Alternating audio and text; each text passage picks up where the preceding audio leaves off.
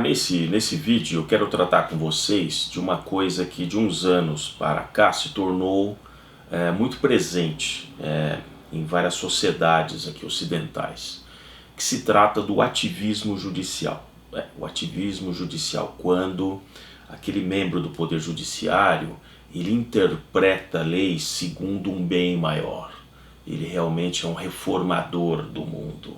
Então, se você gostar aqui do vídeo, peço que coloque ali o joinha. Para aqueles que estão chegando agora no Modernidade e Ciência, se inscreva no canal, acione ali o sininho para receber os próximos vídeos e vai ajudando aqui a crescer a nossa comunidade do Modernidade e Ciência. Então, primeiro, antes de entrar no assunto aqui do tema, dias atrás, vocês devem ter acompanhado pela imprensa, de que numa decisão monocrática, o tal do Supremo, aquele do Supremo do Olimpo, né, dos 11 do Olimpo, decidiu que de fato o Senado tinha que abrir uma CPI e tal. Isso não é aqui a pauta do vídeo, não vou entrar aqui no juízo de valor, no mérito da decisão, né? Mas veja que existe uma certa peculiaridade na formação do nosso Supremo que possibilita esse tipo de atitude, coisa que vocês não veriam na Suprema Corte Americana, de forma alguma. Não veriam. Por quê? Então, fazendo aqui primeiro um parênteses. Em 1822, após a independência, já ficou claro que o Brasil deveria ter um sistema, evidentemente, judiciário apartado de Portugal. Isso era bastante óbvio. Com a primeira Constituição, ali em 1824, imposta por Dom Pedro I, já ficou definido a criação de um Superior Tribunal de Justiça, né, como era ali chamado ali naquela época do reinado, né. E, de fato, a partir de 1829, foi instalado essa corte, né, esse Superior Tribunal de Justiça, mas durante todo o reinado ele não entrava nas questões onde todas as regiões do Brasil já tinham ali os seus juizados, que já funcionavam com suas condenações, com a forma de punição prevista ali. Então, de fato, isso aí ficava mais relacionado a questões da Constituição e questões, vamos dizer assim, supranacionais. Foi exatamente a partir da Constituição de 1891, com os republicanos, que eles passaram a chamar isso de Supremo Tribunal Federal, porque era uma federação, né, constituída, né, a partir de 1889, uma federação. Só que, é claro, nós, em muitos casos, nós copiamos, entre aspas, as boas práticas dos americanos, que tem uma similaridade muito forte, né, da Constituição, da forma de Constituição, que eu digo da forma da montagem da Federação Brasileira, quer dizer, ela se inspirou na Federação Americana. Mas as oligarquias locais tinham muito medo de que, ao copiar exatamente como é nos Estados Unidos, que eles pudessem muito facilmente serem processados. E então, com o surgimento do Superior Tribunal Federal, Supremo Tribunal Federal, eles viram uma oportunidade de criar uma quarta instância para protegê-los. Por quê?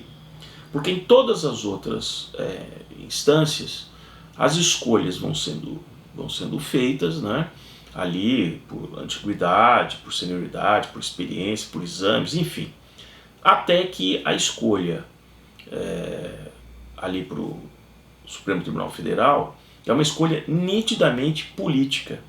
E isso acaba sendo feito exatamente pelas elites que estão dominando naquele momento o Brasil.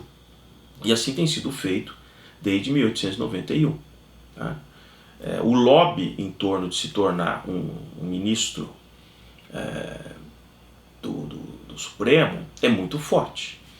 E por que é interesse de quarta instância? Porque muito poucas das pessoas comuns têm condição financeira ou judiciária de chegar até essa quarta instância. Então foi muito oportuno a criação da forma do Supremo Tribunal Federal no Brasil, de que ele não é apenas uma corte constitucional, como é nos Estados Unidos. A Suprema Corte Americana não fica julgando habeas corpus, não manda soltar bandido, sabe? Esses bandidozinhos aí, em geral. Não. A Suprema Corte Americana só chegam para ela questões de interpretação estrita da Constituição americana. No Brasil, não. No Brasil foi sutilmente criado exatamente essa quarta camada, né? Como é uma camada política, a pessoa pode ir perdendo nas instâncias inferiores e tendo amigos certos ou ex-ministros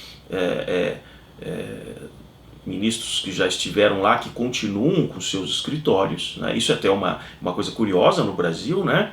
Você ter ainda escritórios de ministros que estão atuando. Uma coisa curiosa isso, é uma pergunta, é uma curiosidade, né? Quer dizer, realmente que isenção tem alguém que continua com o escritório, ou ele tem uma espécie de preposto, né? Um preposto que é alguém da família que tem um escritório que atende exatamente casos que em algum momento chegarão ao Supremo. Isso é fato, não é uma suposição, isso é fato. Então, exatamente com esse viés, ao ser criado, né, essa quarta instância propiciou uma tranquilidade para a elite nacional, qualquer ela que seja elite política, seja elite, né, do segmento empresarial. É muito conveniente, porque ele sabe que vai bater numa corte política, né, coisa que não acontece nos Estados Unidos. Ele está lá para decidir questões estritamente da Constituição, né. Então, aqui já tem um processo, né, enviesado, que é muito coerente com o tipo de sociedade. Se você sabe com quem você está falando, todo mundo é doutor, né?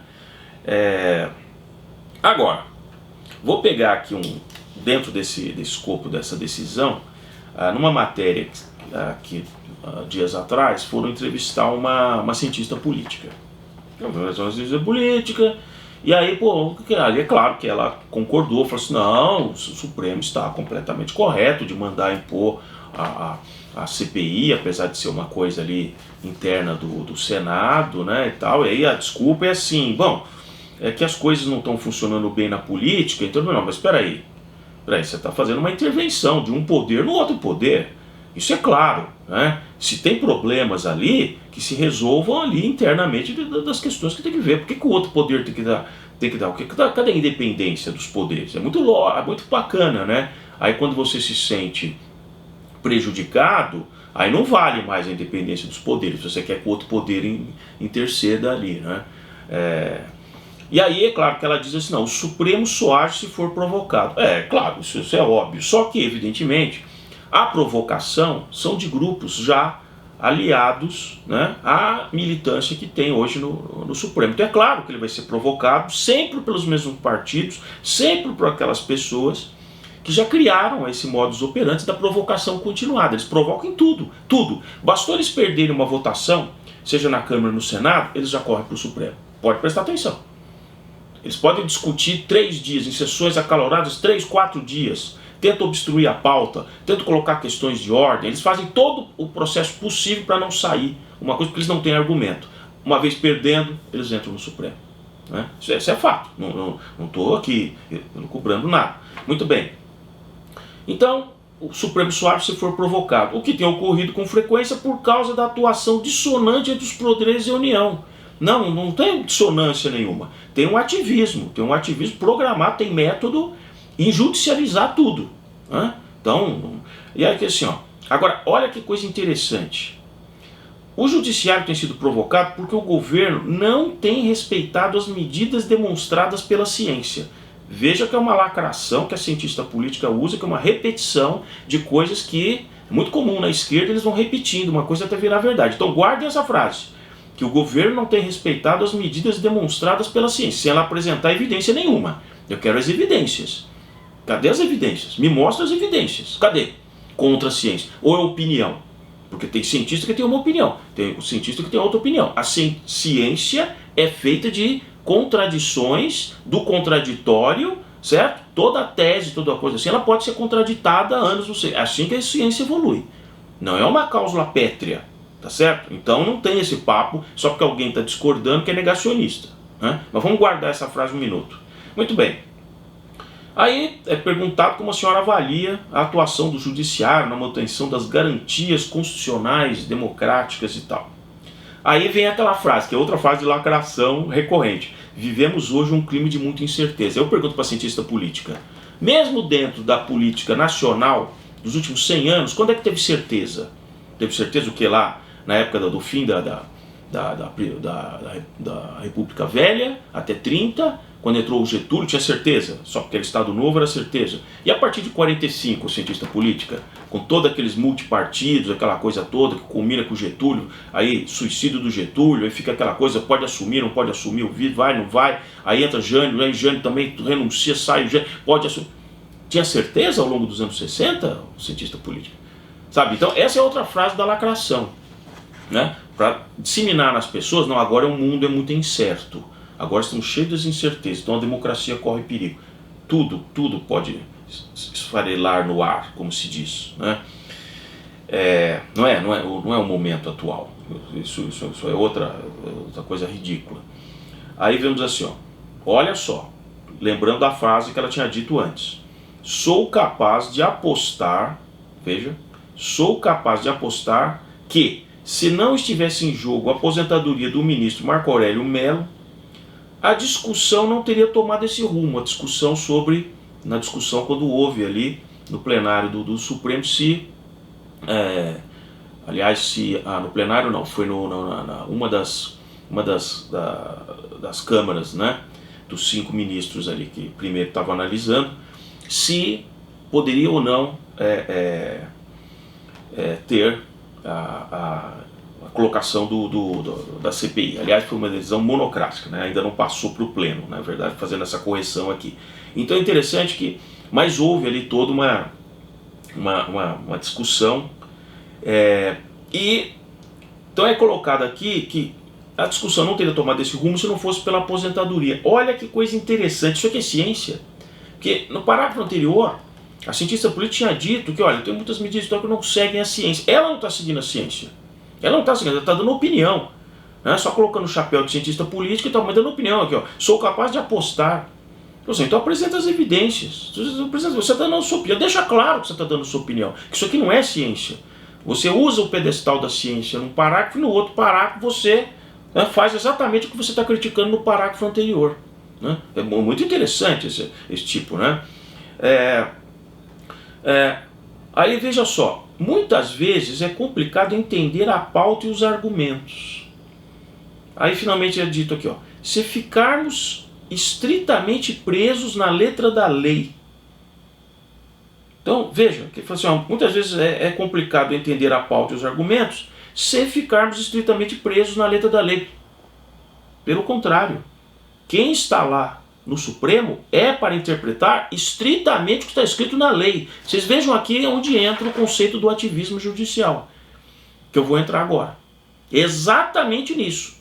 Ela está dizendo aqui que ela concorda que os ministros lá eles deem interpretações segundo o foro íntimo deles. Não é isso. Eles têm que interpretar o que está escrito, não é o que ele acha. Se o mundo pode ser melhor com uma outra lei, que se faça a nova lei. Não pegar a lei atual e dizer, não, mas essa lei não é muito boa, então, que é o que eles estão dizendo aqui. Como lá nos políticos, no Senado, eles não conseguem resolver, eu resolvo. Está errado. Está errado, ele não está lá para isso, para fazer esse ativismo.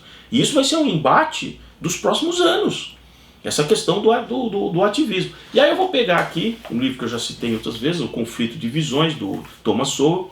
Veja, a visão restrita, que vem de vários filósofos, como o Adam Smith, o Edmund Burke, que diz o seguinte, nós temos restrições.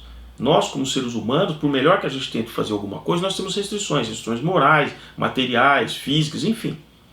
E aquilo que vai evoluindo em toda a história humana é a contribuição individual de cada um e a sabedoria que aquela sociedade vai acumulando ao longo do tempo, ou seja, pela tradição, pela experiência. E aí sim as leis vão sendo formatadas segundo essa experiência. Tanto é que a common law inglesa é assim. É uma lei baseada na experiência e aquilo que é considerado correto, errado, crime, etc. e tal, na experiência que a sociedade britânica, inglesa ali, ela acumulou, né? Então, a visão restrita, segundo o Sowell coloca aqui, é a visão, é uma visão trágica da condição humana. Trágica por quê? Em que você entende as suas limitações. Você não vai resolver tudo, você não vai ter tempo de vida o suficiente para conseguir resolver tudo, nem você, nem a sua geração, então você tem que plantar que essas coisas vão sendo aproveitadas no futuro, né? O que não impede que você haja da melhor maneira no presente. Então, a visão, por outro lado, a visão irrestrita é uma visão lúdica, de que imagina que você pode tudo, que realmente você pode mudar o mundo do jeito que você quiser, né? Que vocês já estão percebendo que é a visão mais adotada exatamente pelos progressistas. Então, a visão irrestrita é uma visão moral das intenções humanas. Moral no sentido de, não, isso é melhor. Então, quer dizer, quando o juiz está decidindo, muitas vezes, esse juiz ativista, fala assim, não, eu estou lendo aqui, a lei tal do Código Civil diz isso. Não, mas seria tão melhor se para essa pessoa desse essa decisão. Está errado, eu vou abordar isso em seguida. Então, a visão irrestrita promove a busca dos mais altos ideais e as melhores soluções, na cabeça de quem está imaginando isso. De forma contrária, a visão restrita vê o melhor como inimigo do bom, certo? Então eu falo, vou fazer o que dá para fazer, certo? Porque o bom é inimigo do ótimo, né? Uma tentativa vã de alcançar o ser inatingível, vista não somente como fútil, mas também com frequência como contraproducente, sendo que os mesmos esforços poderiam ter produzido uma contrapartida mais viável e benéfica. Que é verdade, o conservador que tem a visão restrita, ele age no melhor dos esforços para resolver realmente o presente, em vez de ele ficar o tempo todo tentando empurrar para que no futuro não, as coisas vão se resolver com as suas decisões hoje do presente, o que está errado. Você tem realmente que agir no presente com base naquilo que você tem condição de resolver. Outra coisa, o conhecimento, tal como é concebido na visão restrita, então o conhecimento humano, significa predominantemente experiência, como eu falei para vocês, transmitida socialmente de maneiras amplamente desarticuladas porque cada um individualmente, que era isso que o Adam Smith passava, os interesses individuais tentando, né, prosperar, e aquilo vai criando uma coisa que não está exatamente coordenada, e uma coisa que o pessoal da visão irrestrita gosta, que é sociedade planificada, coordenação de governo central, e ele controlando toda a sua vida, não só a sua vida, mas a vida de todos. Todas essas sociedades socialistas são assim, um controle central. Por quê? Porque ele entende que nós sabemos o que é melhor para você, né? Então, de maneira amplamente desarticulada, variando de preços que indicam custos, carências, preferências, há tradições que envolvem